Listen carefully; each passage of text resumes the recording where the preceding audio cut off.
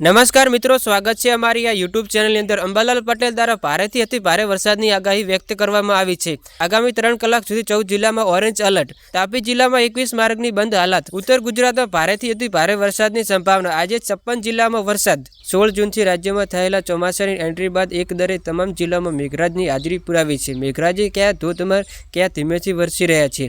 હાલ દક્ષિણ ગુજરાતમાં અપર એફ સાયક્લોન સર્જ્યું છે। સક્રિય હોવાથી કારણે વરસાદ વરસી રહ્યો છે। હવામાન વિભાગે રાજ્યમાં 7 જુલાઈ સુધી ભારે વરસાદની આગાહી કરી છે। તેમજ આગામી 3 કલાક સુધી એટલે કે 7 વાગ્યા સુધી 14 જિલ્લામાં ઓરેન્જ એલર્ટ આપ્યું છે। રાજ્યમાં આગામી સપ્તાહમાં ભારેથી અતિ ભારે વરસાદની સંભાવના વ્યક્ત કરાઈ છે। આજે 6 વાગ્યાથી બપોરે 12 વાગ્યા સુધી રાજ્યમાં 56 તાલુકામાં હળવેથી ભારે વરસાદ વરસી રહ્યો છે। જેમાં સૌથી વધારે ડાંગના સુબરીમાં 3.25 ઇંચ વરસાદ વરસ્યો છે, જ્યારે તાપીના ડોલવાડામાં 3.25 ઇંચ વરસાદ વરસ્યો છે। હવામાન વિભાગ દ્વારા આજે ભારેથી અતિ ભારે વરસાદની આગાહી વ્યક્ત કરવામાં આવી છે। અમદાવાદમાં અમુક વિસ્તારોમાં ભારે વરસાદની શક્યતા પણ છે।